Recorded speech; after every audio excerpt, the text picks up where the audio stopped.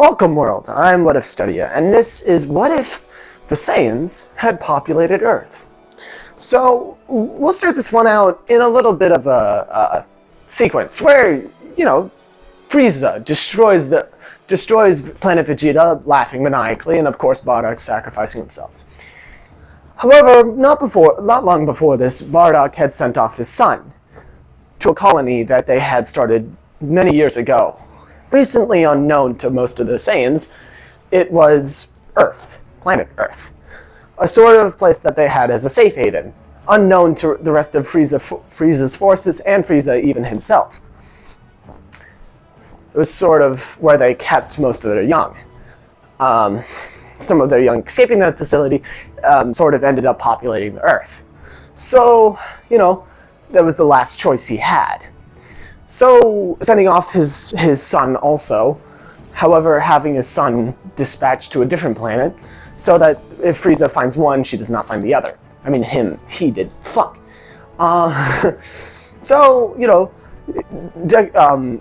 freaking Goku lands on Earth, going to Gohan, and Gohan, however, in this version knows what Goku is. He's a Saiyan, of course. Maybe even a pure one, unlike the rest of them. So everybody on Earth is kind of Saiyan now. I think. Most of the characters are.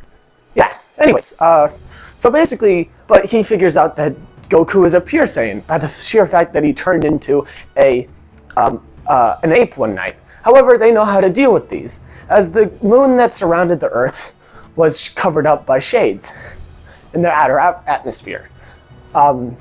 Brought to you by the Bulma's company, Capsule Corp, that's right.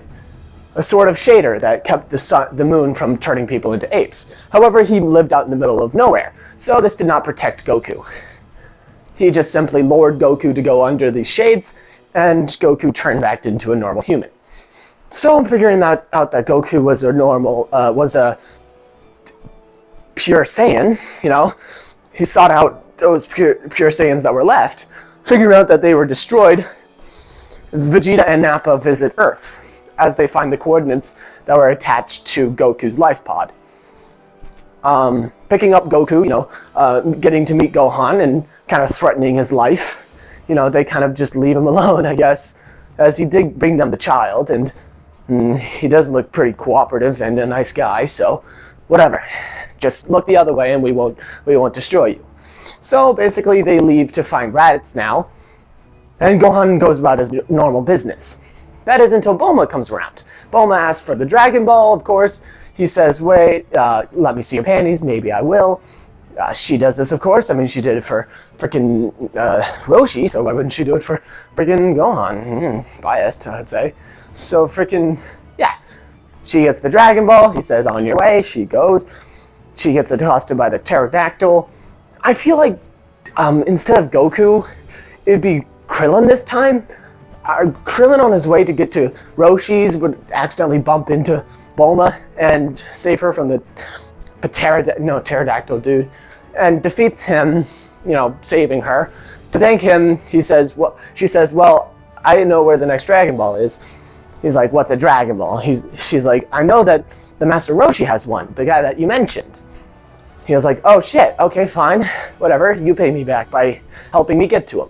So they travel a little bit and get to Roshi's. Now Roshi's not going to give her the Dragon Ball so easily, however she did bring him a new trainee. But that's not enough to him. He needs to see her panties again. Goddamn, why is there so many horny perverts in freaking Dragon Ball? Whatever, doesn't matter. She shows her panties and then she gets the Dragon Ball. I feel like Krillin would feel bad if she was to go alone, so Krillin, just replace Goku with Krillin. However, I don't think Chi-Chi would fall in love. No, Chi-Chi would fall in love with Krillin. Huh. That'd be interesting. Yeah, I guess Chi-Chi falls in love with Krillin, because, that's gonna be weird, but a good power couple, I guess.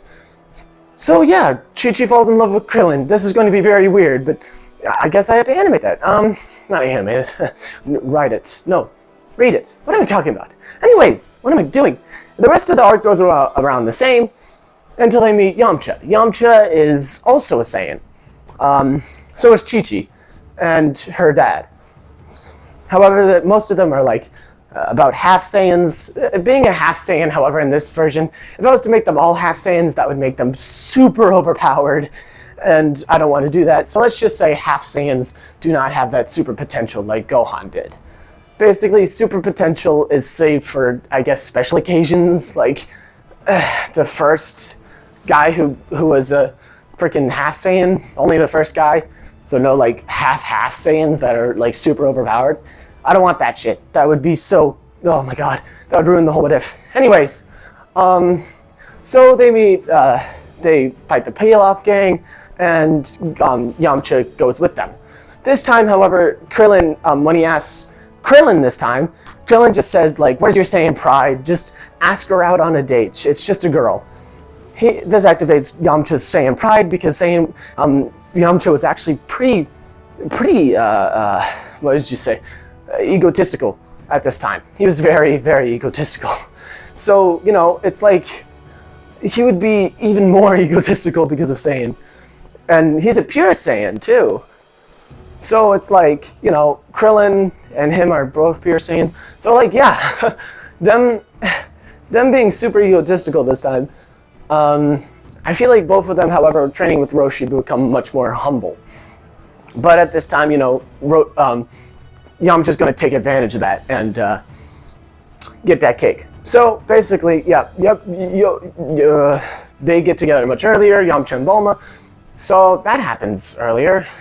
I think by the start of DBZ, by that time, they would actually have a child. Name what they should be called in the comments. That would be a very interesting child. I actually really do like this Yamcha. Anyways, they go to Roshi's and start training with him.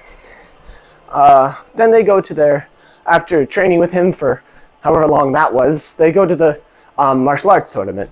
Basically, it's just the same thing, but when Yamcha fights Krillin, it's a much more evenly matched fight, and they push each other to their limits. Both gaining Zenkais and all around just stuff, like a shit ton of stuff happens. They blow up the arena, like freaking the Wolfang Fist is deadly this time, and Yamcha is actually seen as like a huge threat to Krillin. And in the end, I feel like Krillin's short stature and strategy would win out over Yamcha's experience and what would you call it? Adaptiveness. So, you know, once Krillin beats Yamcha after a long while of him wearing out Yamcha, forcing him to use his, you know, Wolfang Fist, he tires out Yamcha and defeats Yamcha. He says good game to Yamcha, and Yamcha's ego is pretty much gone by this point. He's become much more humbled by this, by, you know, training with Roshi and Krillin, and we're respectfully, you know, backing down from top 1 spot. Then Krillin up against Roshi. Now, how this is such an important fight is that Roshi needs to win. He needs to win. As Jackie Chun, he made Goku realize that he wasn't the greatest out there. If he had lost, Goku wouldn't be the Goku we know today. And I feel like if Krillin wins, then he'll become like Vegeta. So I really want Roshi to win. And I feel like Krillin's one of those guys that kind of cheats at the start, but then gets much more humble down the road because of being beaten so much. But Krillin hasn't been beaten that much this time. So, you know, like, I don't want that to happen to him. So, I feel like Roshi, when he's back down into a corner and Krillin looks at the moon or some shit and becomes an ape, instead of blowing up the moon, Roshi looks at the moon himself, turning into a great ape. Now this, because there's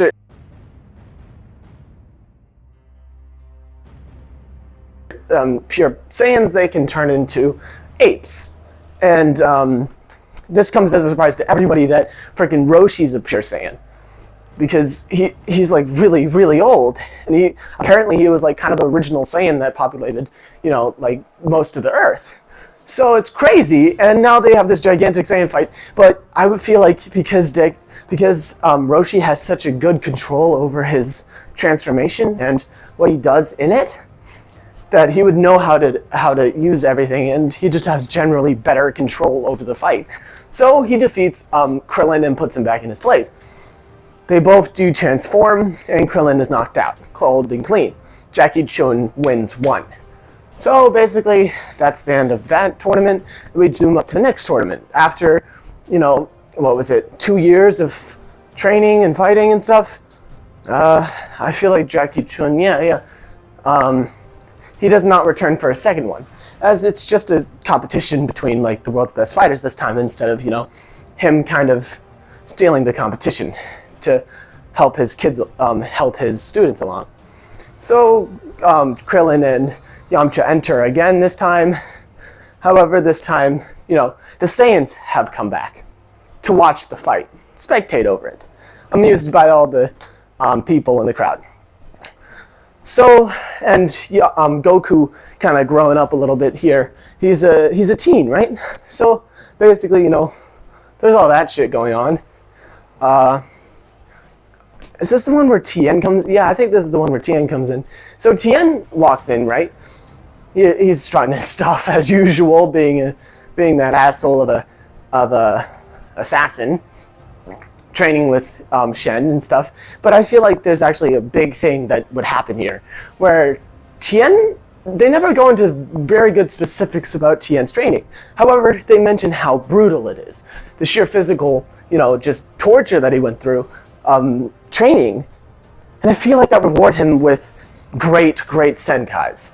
However, him being, tainted by his sort of Saiyan thing, and also the fact that he's an alien / Saiyan, potential is limitless for him. The potential of him is like Gohan's. However, I don't want to overpower him like that.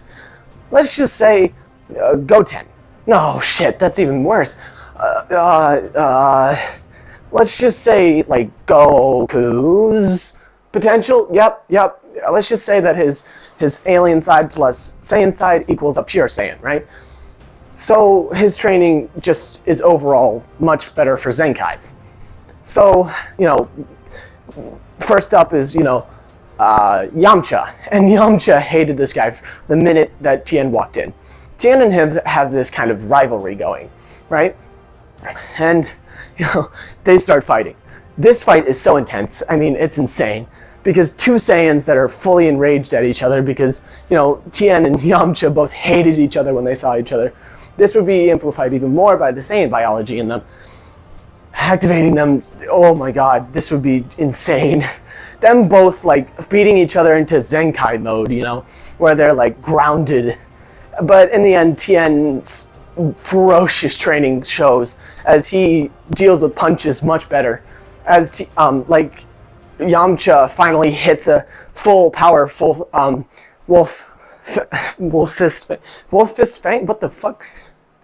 The wolf fang, right? The wolf thing. He hits him with that fist in the chest, direct hit. Yamcha finally being like, yes, I've won. But Tien just like looks back up, dealing with this punch as best as he can. He grabs, Yamcha's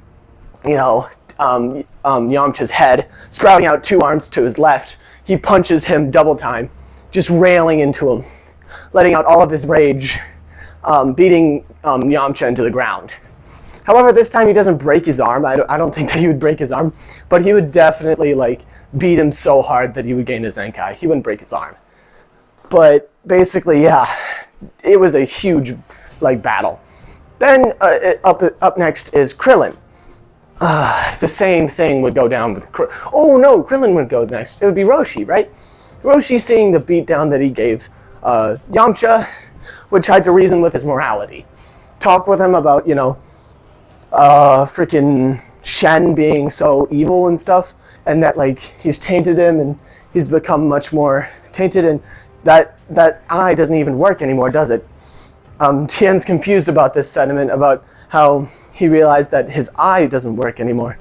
He hadn't even realized it in his sort of, enraged part state of, freaking training. with Shen that his eye stopped working a long time ago. And how did this even old man know until he gets kicked straight to the face by Roshi? Roshi straight gangston because he just don't even care. What the fuck am I talking about? All I'm trying to say is that Roshi's using a bit of cheap tactics in this because he saw how much he had railed down on Yamcha. However, Tien's power stays in check, and Roshi's training over the years has not, paid out as much as Tien's. And Tien ends up winning this. However, this sentiment of, Roshi being allowed to do that speech still strikes Tien in the heart, not actually, because Tien defeats Roshi. Roshi kind of like exiles himself, I guess, like he does usually. But this time he gave Tien a good fight, showing that, you don't have to do Zenkais just to be powerful, So basically this hits Tien very hard. And then up next is Krillin. Krillin now has been training with Roshi and Yamcha for the past years. And this is huge for him. So Yamcha roots for Krillin, trying to show him that, you don't need these Zenkais, and, basically verbally insults Tien, making Tien even madder and madder, which then gives Tien actually a rage boost. Not good for Krillin. However, Krillin remember, he's still Krillin. He's still the Krillin that we know. He uses this rage boost to his advantage, using all of the brute strength that Tien is exuding, all of the power that he's using. He uses it to his advantage, flowing with his fists, allowing them to not connect with his body, flowing them to his right, and rotating his arm in just the right direction to dislocate his right arm.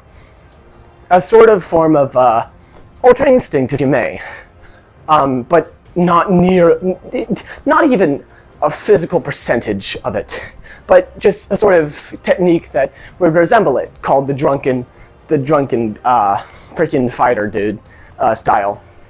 Basically, yeah, that's what that is.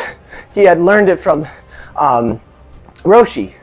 While Tien tries to break, Tien just angers, pure adrenaline, just rushes his way through the pain, continuing fighting, but Krillin is way too just going with the flow. Tien is too strict, ending up in Tien being kicked right in the dick so far that he falls out of the ring, making him crawl up into a ball, just squinching and stuff. Cheap shot. I call cheap shot, and they're like, no cheap shots. You could have hit him in the dick at any time. You just didn't. So Tien sees this as sort of a cheap shot and calls it a day, just walking away stubbornly, but keeps all that was in his head, how he went with the flow, how he was so graceful. It was almost impossible. Until, and that ends that, I think.